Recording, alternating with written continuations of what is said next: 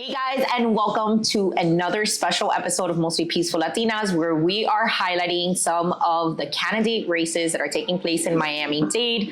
We want to make sure that you guys have everything that you need to go out into the voting booth and be informed. And today we're going to talk about a position that a lot of people tend not to pay a lot of attention to.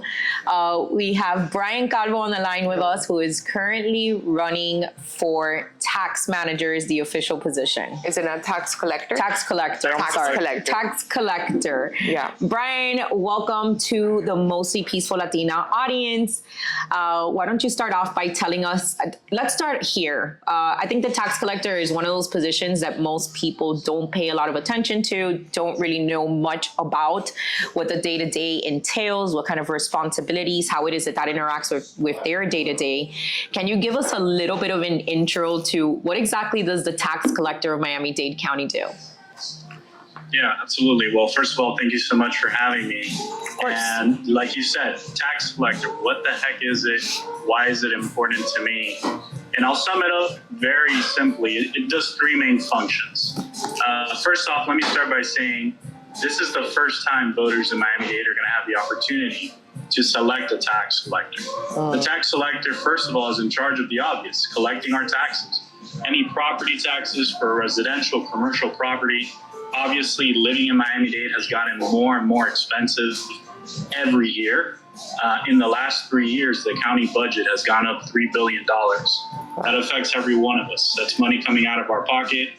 And the tax collector is the person that's going to be administrating these funds. It's approximately $8.5 billion. So you can imagine already, this is an important position that everybody should have on their radar.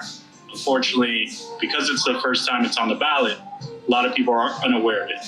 The second thing, which is an enormous importance in our community, is driver's licenses. So tax collector, the name doesn't really key you in, but this person starting next year will be in charge of all the DMV offices in Miami-Dade County. Oh, wow. They'll be run by this tax collector. And I'll tell you, we have 600,000, and I'll repeat that, 600,000 drivers in Miami-Dade County right now that have a suspended license. Oh, wow. Because we have a broken system at our That's DMVs, crazy. Wow. where we have only 9 offices for 3 million people that live in Miami-Dade County. Right. So that creates a huge backlog. And it's one of the reasons why we have so many drivers with a suspended license. And even if you're not one of those 600,000, it affects you because our car insurance rates here in Miami-Dade County are the most expensive in the state of Florida. Right. And the third is business licenses. So any business, whether small or large, every single year has to apply for a business license. This office, the tax collector, is the one that's going to be issuing them. So already I keyed you into 3 things. I believe those are the most important. There's a list of over 30 things that this office does. But what I like to tell people, and the one way to kind of think about it, is get the county mayor, take away 20% of their powers, and that's what you get as a tax collector. It's almost like a mini mayor, but just specific on the stuff with licenses and taxes. We like the decentralization of any power that occurs within government, and making sure that there's more input from different people with expertises, right? You know, I guess you brought up a curiosity because I was unaware of when you say that it's also connected to the DMV. Does this have any kind of connection back to election integrity, given that sometimes DMV records are a part of that, of our elections? Well, remember, this year you're going to have a series of offices that are going to be elected. One of those is a supervisor of election. So you'll be able to cast your vote there as well. Now, obviously, the DMV does play a role because it's a point of registration for many people when they go to register to vote or change a party. And certainly a lot of people use their license as their primary identification when they do go vote. So when we're talking about election integrity, absolutely, it's going to be at the forefront of what this office does. Fantastic. So, Bryan, tell us a little bit about your experience, right? Tell us about your background. What makes you a qualified candidate for the role? Yeah. So listen, I was born and raised in Miami-Dade, specifically in the City of Hialeah. I'm a product of the public schools of Hialeah. And when I was a senior in high school, I was very fortunate. I worked hard and I was able to get a full ride scholarship to go to Harvard University. So I spent 4 years there, and I studied political science and government and also economics. And from there, I also was able to do the White House internship. So I was an intern under President Trump in 2018, which gave me enormous experience at the federal level. Definitely ignited that passion in me about serving and public service and working in government. And so I decided to move back to Miami, where I enrolled in FIU Law School. I became a lawyer. And while I was in law school, I decided to run for office. And so as a second-year law student, I ran and became the youngest person elected to the City of Hialeah's council. That was in 2021 at the age of 23. And from there, I obviously passed the bar, have been practicing law the past 2 years, but also serving as a city council member. In Hialeah is the second largest city in Miami-Dade County. So we manage a budget of $420 million. Oh, wow. The council members are elected at large. And so it's a huge responsibility. And one of the core tenets in which made me want to run for this office is I've been very critical of taxes going up in our community. Actually, I was the only council member out of a body of 7 to vote against tax increases in our community, because I see it from the seniors that are living on a fixed paycheck to the persons that are making minimum wage. It's just become so unaffordable to live in Miami. Right. We have so many families leaving Miami-Dade. And I see this position of tax collector not only as a bureaucratic where you're going to sit there for 40 years and get a salary and a retirement. No, this should be the primary position to advocate for lower taxes in our community, to push back against the county mayor, as we were talking, decentralizing that power. Push back for the people, because one of the beauties of this office, which I didn't get into, is that it's going to be independent. So I'll be elected by the people, and I report only to the governor. I don't have any relationship with the county mayor. I don't have to go to her for my budget or to the Board of County Commissioners. So it truly enables this office to be independent and to be a voice for people in our community.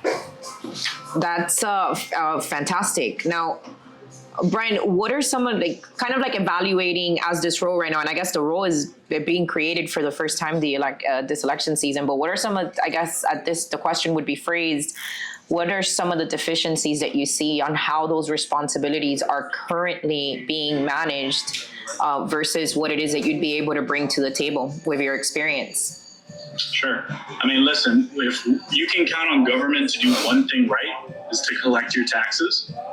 So there isn't deficiencies in that regard, right?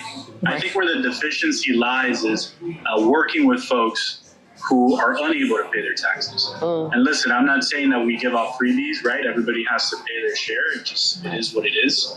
But I think there's an angle there where you can work with people.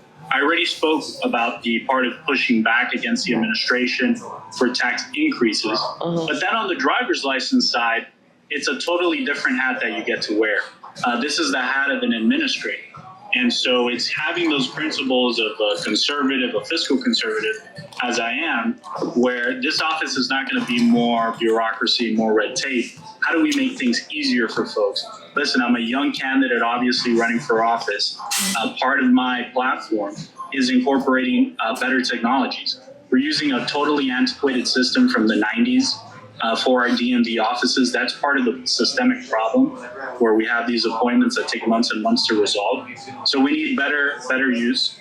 Something that I've talked about a lot at length is using a digital driver's license. Many states have already adopted this. I always thought about that, actually. Already have the feature enabled. There's other apps that we can tap into. And this would also reduce the amount of backlogs that we have at these offices and get more drivers with an active license. Yeah, we have. I mean, the DMV, the Miami-Dade DMV makes news on a regular basis for how crazy bad it was. Can I ask you something that it's, you said you were an intern at the Trump White House. What was one thing that you learned that you really took with you after you left that internship and you moved on that was impactful?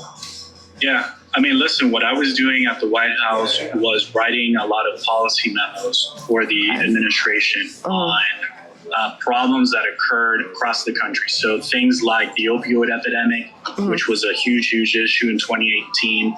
I was there during the confirmation of Brett Kavanaugh. I was there when Trump was dealing with the border and things, how we've seen how that's gotten worse. So I think, to say one takeaway, it's the impact, the positive impact that government can have. And that's why you fall in love with government and serving, because you can see the potential.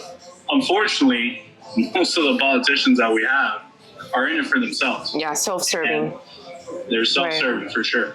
But, I think when you have young people, when you have people that are doing it for the right intentions and they're prepared for the job, because this is not a joke. I mean, this is a serious position because of the amount of money and all the resources that it's going to have to be under its guys. You need to be prepared for the job. And, I am prepared. Awesome. Did you have a question? No, I was going to tell him, if you have anything that you...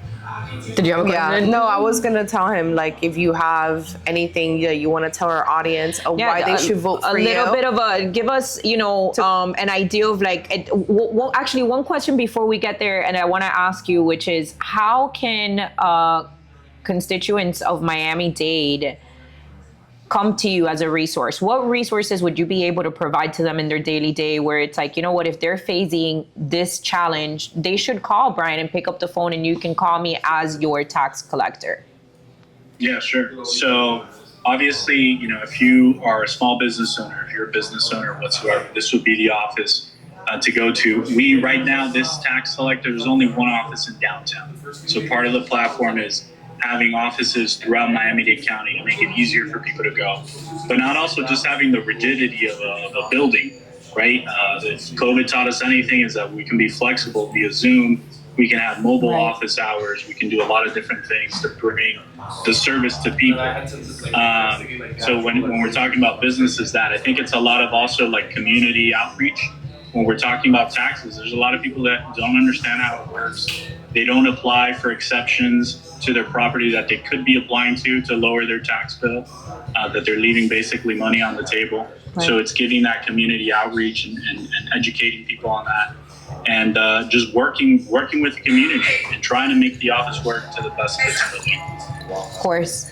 So Bryan, these are short highlights, but I want to give you an opportunity. There's other candidates in the race. You have a lot of experience, but I want to give you a chance to really tell our audience, August 20th, guys, once again, the last early voting has already began. August 20th is the last day to vote. Our goal is to help increase voter turnout for these primary elections that are so important. By the time that we get to November, decisions have already been made. Right. If you truly want to have a voice in the choices that are made, especially at the local level, which is where you can actually have more impact than the federal level, you need to show up. Miami-Dade is historically, and this isn't just Miami-Dade, unfortunately, it's a trend that you see statewide. We'll have anywhere from an 18 to about 23% voter turnout on a good year during a primary election. So the purpose of these videos is to make sure that you guys understand that these next couple of days until August 20th are probably more significant as far as how it will affect your day-to-day life than the elections that are also very important come November. So Bryan, tell us why should our audience go out there and vote for you over other candidates? Tell us about your platform. Yeah, listen, right now I'm in a Republican primary, so only Republicans can vote for me. Like you said, August 20th, I'm on the ballot with just one other person. I would urge everybody to just research both candidates. What I said earlier is what it applies now. You got to be prepared for this job. You need the qualifications. You need the experience, not only academically, but also the experience of having managed a city and being part of that council that I have. So that you can walk into this office and it's not just, hey, these are all my ideas, but now I can actually put them into place. And so that's why I'm running. I'm running to serve our community, to continue serving. This is not a job that I'm looking for. I'm an attorney by profession, certainly making more money and not enduring this heat here in early voting. But I'm here for the community because this is my hometown. I'm a product of Miami-Dade, and I'm here to work for Miami-Dade. And I'm out here every single day at Westchester Library, here in the west part of our county. I'm here from 11 a.m. to 7 p.m. throughout this week for early voting, and I hope to be able to count on your vote with number 65 on your ballot August 20th for the Republican primary. And if I receive the support of the community, which I think it's looking pretty positive, we'll see each other again in November. Hopefully. Where we'll go to the general election in November. We're really looking forward to it. Bryan, thank you so much for making the time to come to talk to us, to our audience. We wish you a lot of luck in your race, and we hope to look forward to speaking to you again once this race is over and seeing when those results come in. Absolutely. Thank you so much, guys. Bye. Thank you for your service. Bye. Bye-bye. Bye.